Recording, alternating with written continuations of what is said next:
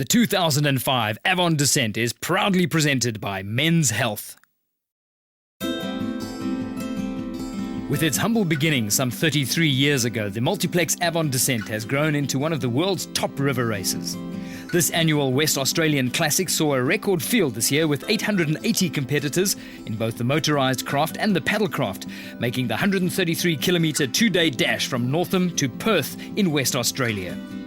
This event is into its 33rd year and is one of the unique water races in the world, incorporating all types of paddlecraft, from K1s and K2s to surf skis, as well as 8 and 10 horsepower custom motorcraft.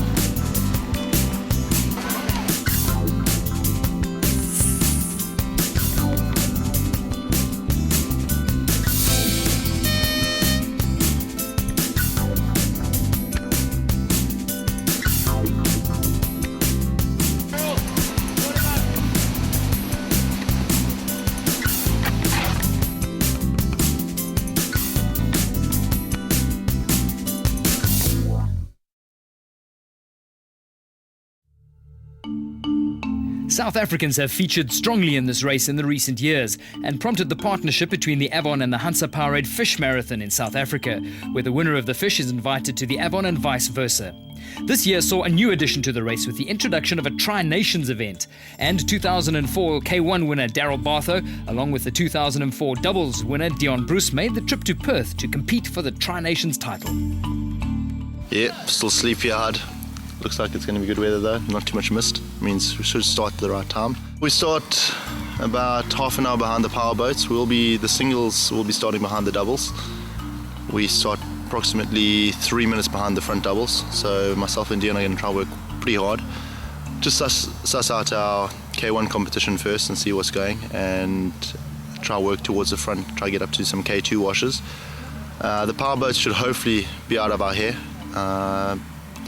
All depends on how they choose the channels, because some of them get stuck on the sandbanks, so it could pose a bit of a problem getting to the tea trees. But yeah, feeling good this morning. We're nice and rested. Sleep patterns are back to normal, thank goodness. Not waking up at 2 in the morning looking for lunch, so it's all good. And yeah, looking forward to a good race.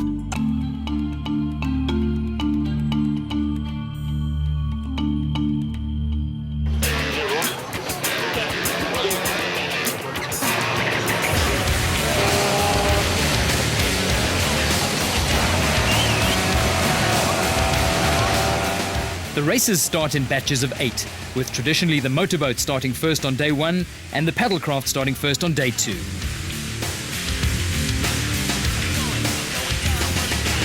Sometimes you can feel your life breaking, getting rough at the edges, and just can't take it anymore with your eyes shut, black, nailed down with the hammer and your mind's jacked up. What? You can hear a language in your ear, hissing something like an insect digging in, telling you to look around at what you got. Tell yourself that the TV always got it messed up. Avon Descent is a unique blend of power and paddle, and with record prize money up for grabs in the Tri-Nations competitions, paddlers came from all over the world. The South Africans were keen to retain the K1 and K2 titles they've won here over the past 2 years.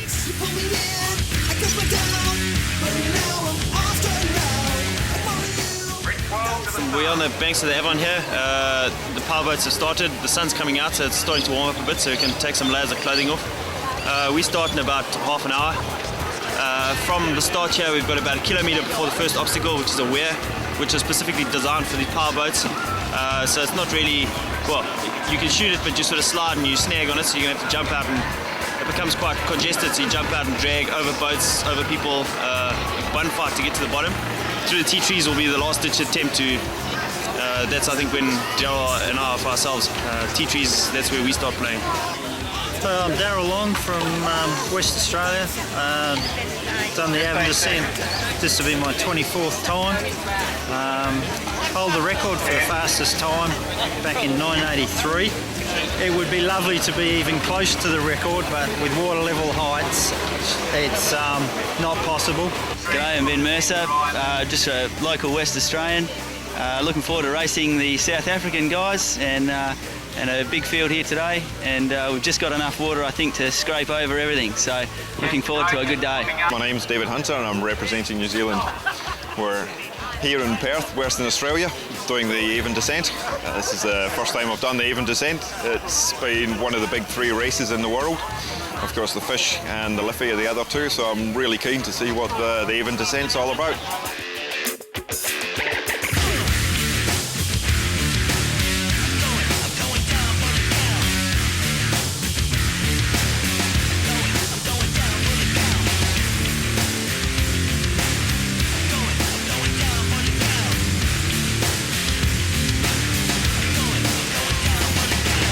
Sometimes you can feel your life breaking, getting rough at the edges, and you just can't take it anymore with your eyes shut, black, nailed down with the hammer and your mind's jacked up. But you can hear a language in your ear, hissing something like an insect, digging in, telling you to look around at what you got. Tell yourself that the TV always got it messed up. Yeah, the TV always got it messed up. Yeah, it messed me up. What happens when my reason breaks? You pull me in, I cut me down, but now I'm off the ground. I follow you. As the paddlers get underway for the 2 days and 133 kilometers of intense racing, it's only 1 kilometer from the start to the first obstacle, Northam Weir. So let's have a look at the course and see what the paddlers are up against. From the start in the town of Northam, it's just a few minutes to the first main obstacle to greet the racers at Northam Weir. Then the paddlers head down onto the snaking sandbanks, which will guide them into the main rapids. The big attraction on day 1 comes roughly halfway through the stage, a big rock weir called Extract. 50 kilometers into day 1 and the race enters the infamous tea trees, a shadowy maze of dead ends. Those who find their way through will make the final day's run to the sanctuary of Cobbler's Pool. And that's the finish of day 1, 56 kilometers under the belt. They've still got another 77 kilometers to go in the second stage. What is the outcome that you see? What can come from me? Every single little bit that gets torn away, every single little hurt that you feel today. The Avon Descent legend began with a few hardy pioneers more than 30 years ago, with the original race being held between a few locals from Northam to Perth, with the intention of attracting tourists to the region. The race was held in tin motorboats, but now has grown into one of the world's greatest river races. Get your attention. The first major obstacle, a weir called Extracts, specifically built for the boats and known for taking casualties if it's not approached correctly. Burns you from the outside. What is the outcome that you see? Some weren't so lucky. Here's boat number 176 showing us how it should not be done. Luckily, all they lost here was their prop shaft. The gearbox is grabbed at the top, which is then turn the boat sideways. The nose is dug into the poly pipe, and then from the rest is a blur. I know I sort of saw my feet go over a couple of times and collected the nose cone on the way through. So, yeah, thank God for the helmet.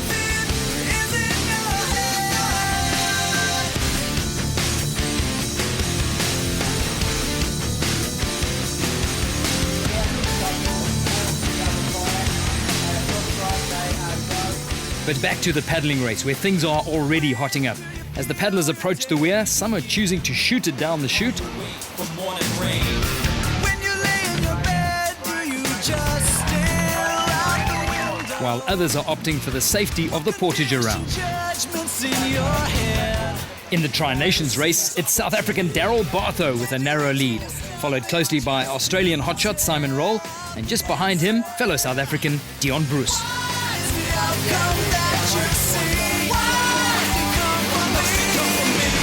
Every single little bit that gets torn away, every single little hurt that you feel today, every single little cut that you breathe within is in your head. So many years trapped in your mind, while your life just passes on. Shallow boys that screaming just to get your attention. You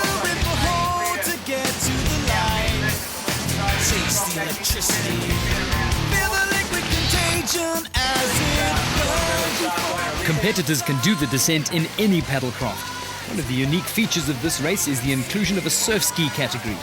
They use traditional Molokai-style boats, but with modified rudders to cater for the rapids. Every single little hurt that you feel today, every single little cut that you breathe within is in your head.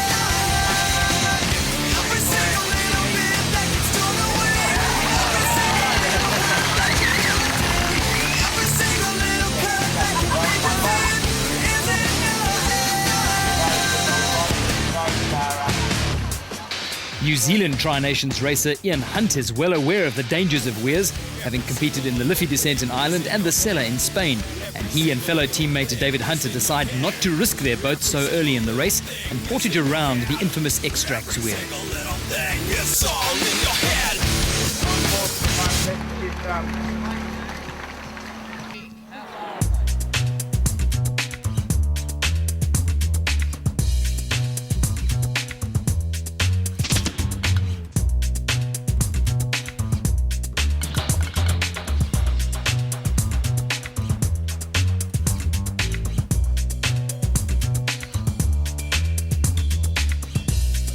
Come on, Dean!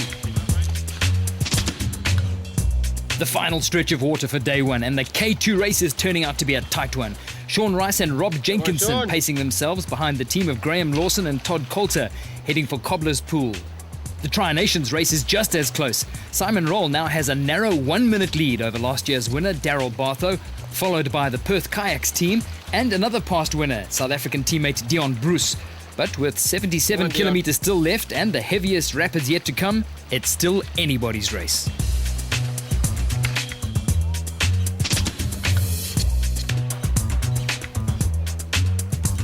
Yo, that was long. I played with Daryl a little bit, and then I got very tired, and it was still a long way to go. And yeah, I had to dig deep. It's second and third. Tomorrow's a long day, as I said, 77 Ks. So anything can happen tomorrow. I mean, the Valley can claim a boat or two. So we're just going to have to look sharp and make no mistakes and take it from there. We just need to make the race a bit shorter. Good. What a hoot. We did well. Had a good run. Tomorrow, it's I'm not looking forward to the last 2 hours. Yeah, that'll be true. Good fun, lots of people. Oh, it was long and hard. Too much flat water. Where's the rain? This is the 33rd year of the Avon Descent, started in 1973. Actually by a tourist, the local tourist organisation wanted to get people to come up to the valley and just look at the towns up here. So they had a competition in some tinnies with little outboard motors to see who could get from Northam down to Perth. And 33 years later, there's 880 competitors on all sorts of paddlecraft is the big variety, and then the powercraft are still competing. The powercraft are unique. There's nowhere else in the world that they race powercraft through whitewater like they do in this race here. They have a maximum horsepower of 10 horsepower, so it keeps the boats quite small. Although they reach speeds in excess of 70 kilometres an hour, they can do the whole 133 kilometre course in about 2.5 hours is the race record. The paddlecraft we have here are largely made up of plastic craft. We have over 300 plastic craft in this event, about 550 paddlecraft altogether, and seated in that is all the 880 competitors. Perth is actually well situated between New Zealand, South Africa and the rest of Australia. We've got the two South Africans over here. Dion Bruce has been to this event. This is his third time. 2003, 2004 he won the K2s. Daryl Bartho is back in the K1. Daryl was winning the race or won the K1 last year and is paddling very well at the moment, I think currently in second place. Anyone that's thinking about coming out to Australia, do it over Avon Descent Week. Come and get involved in the skydiving, get involved in the hot air balloons, then have a crack at the Avon Descent. It's a great event. Another unique aspect of the Avon Descent was the inclusion of the media in some of the action, and they got to sample some of the activities of the Avon Valley. The representatives from South Africa and New Zealand, thanks to the guy from Skydive Express, got to experience the magic of flight in the best possible way from 14,000 feet.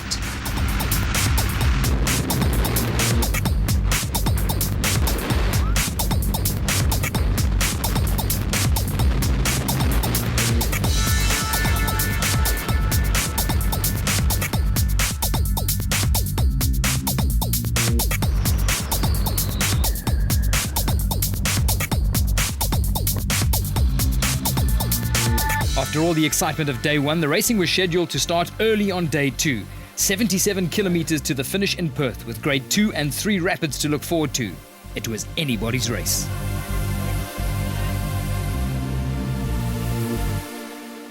Order as you approach the start line. Another long day on the river, but hopefully not quite as shallow as yesterday.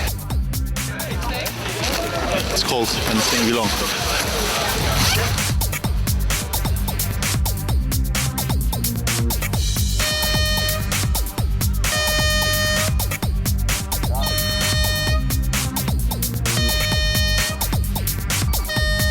Day 2 sees the paddlers starting first, with the top paddlers hitting the river first. 200 metres from the start, the paddlers go into the dense tea trees. One wrong turn here could cost you precious minutes. More tea trees ahead, and then the first grade 3 rapid will greet the racers, the infamous Emu Falls. No portage option here, and this could be the decider. Next will be Lookout Rapid, setting up for Bell Rapid, a grade 2 rapid that shouldn't pose too many problems. Then it's on down past the Swan River Bridge. The final stage is 20 kilometres of flat water to the finish in Bayswater. Back to Emu Falls as the first of the Tri-Nations paddlers approaches the rapid. With a lead of just a few precious minutes, Simon Roll from Australia has opted for the fast right-hand chute, while the team from Perth Kayaks has opted to take the left-hand line.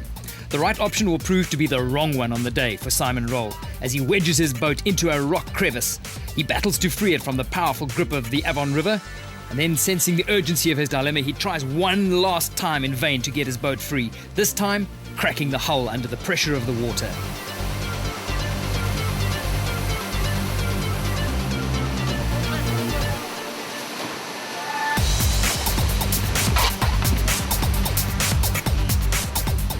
The disaster for Simon Roll creates the opportunity for South Africa's Daryl Bartho to catch up and take the lead, with 63 kilometres to go.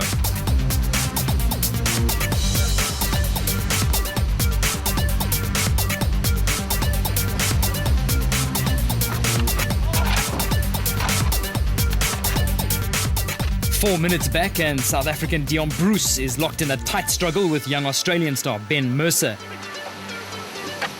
Dion negotiates the tight line through Emu Falls well, dodges the rock at the bottom and gets onto the clean river ahead, but behind him, Ben Mercer doesn't have it all his way.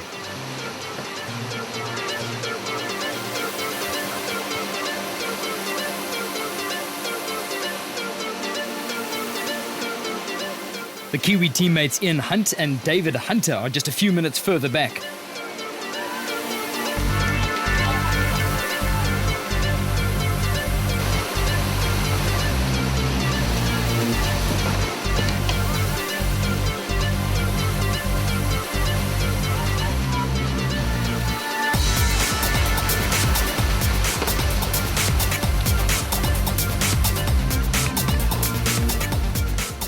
A lot of paddlers find Emu Falls tough, but others show us just how easy it can be if you pick the right lines.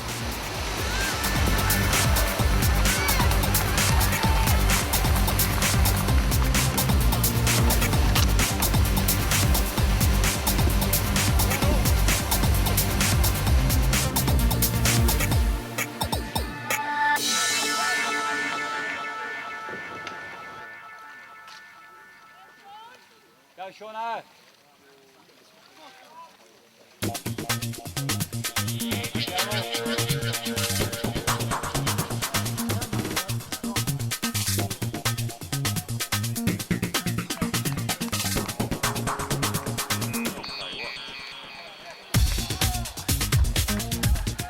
It's not until the next checkpoint that the damage to Simon Roll's boat is apparent, and he exits the descent. Change over Yeah, right here, mate. I'm pulling out, mate. I'm not going to take no. I got out to an early lead, and I was probably put about a minute or so onto the South Africans, and it was pretty much all going exactly to plan. As I was first coming to Emus, and I tried to take the right-hand chute on the bottom drop, and I've got stuck on a rock, and the water's filled up and just wrapped my hull. So game over, but very disappointing. There are 38 kilometres to Bayswater and the finish line, and the Tri-Nations race is hotting up. The doubles team of Rob Jenkinson and expat South African Sean Rice continue to lead, but sensing his second victory on the trot, Daryl Bartho is sticking to them like glue, followed closely by Ben Mercer and then the two experienced Kiwis.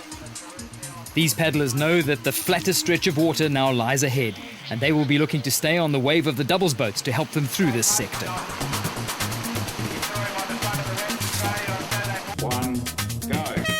1 p.m. and now it's turn of the power craft to take to the river.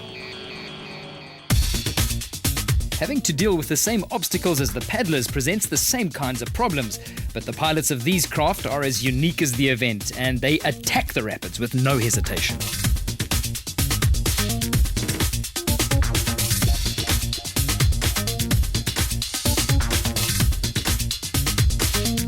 These craft can reach up to 70 kilometers per hour, which can pose problems when not looking where you're going. And Bell's Rapid would see some breeze through, but not without taking its toll. 14.5 kilometers to go, and a batch of 4 has settled into a neat rhythm. Time for a quick drink for some, but the race is far from over in the Tri-Nations, with Ben Mercer taking the reins from teammate Simon Roll and passing Dion Bruce to catch Daryl Bartho and the Perth Kayaks relay team, along with the pair of Stedman and Phillips.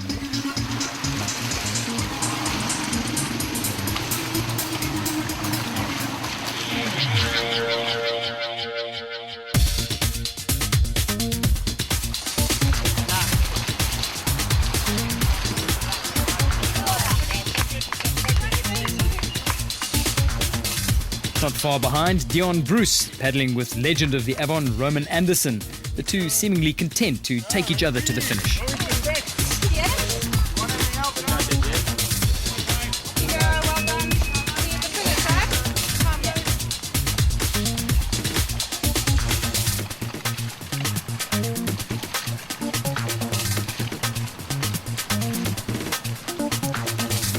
Come on, Daryl! Come on! 8 kilometers to go, and Daryl Bartho makes his move. Staying on the wave of a doubles pair, he takes a narrow lead of about a minute over Ben Mercer and the Perth Kayaks relay team.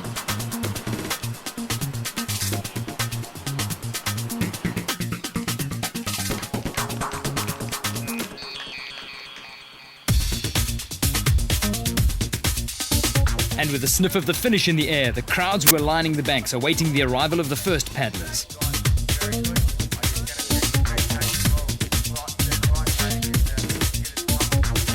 Taking overall line honours with a two-man relay team of Aussie Olympic legend Clint Robinson and Kurt Jarrett. The first K2 team home was Graham Lawson and Todd Coulter. The Perth Kayaks relay team of Altman, Christiansen, Singleton and Curry managed to stay with the K2 pair of Stedman and Phillips to take the team race. The K2 crew of Mize and Tomzak show clear signs of dehydration and the last 30 kilometres of flat water taking its toll. One of the paddlers is needing medical attention on the shore, highlighting the importance of fluid intake on a tough race like this. Line honours in the K1 race, and the singles title would belong to South African Daryl Bartho, taking his second victory in this event in 2 years, followed closely by the Australian Tri-Nations member Ben Mercer. Yeah, Daryl! It was a really tough race. It was a hard last few hours. I probably pulled a bit of a surprise on Daryl and got back up to him, but I paid the price in the last hour. But a couple of mind games towards the end, it was really tough, just sitting there, and when Ben Mercer from Australia caught me, I thought, this is going to be difficult, because I had a bit of a cushion on him, but, you couldn't make a mistake towards the end. Had to watch every move, and take your opportunities. I got on a boat's wash for a little while, gave me a bit of rest, and, thank goodness I just got you out in the end. For some, a leisurely Sunday paddle, for others not. The Tri-Nations comes to a close after 133 Ks in 2 days. Dion Bruce coming home third in the K1s, followed by Roman Anderson and the New Zealand pair. I'm finished, I'm tired, I'm glad to be here. No more. What was the highlight for you? The finish line.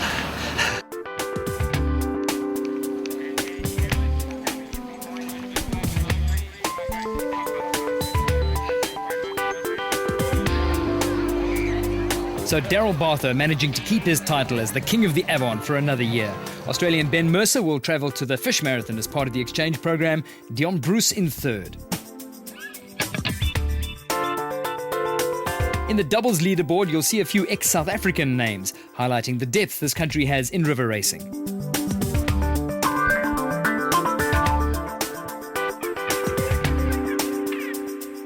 And in the new Tri-Nations competition, South African Daryl Bartho proving to be too strong and his teammate Dion Bruce pushing him all the way. With Simon Roll holding his boat early on day 2, the best single performance was counting, and that left teammate Ben Mercer to carry the can. The New Zealand team of Hunter and Hunt make up the final pair. We hope you've enjoyed the coverage of the 2005 Multiplex Avon Descent. Do join us next year for more river action from the world's greatest whitewater race. The 2005 Multiplex Avon Descent was proudly presented by Men's Health.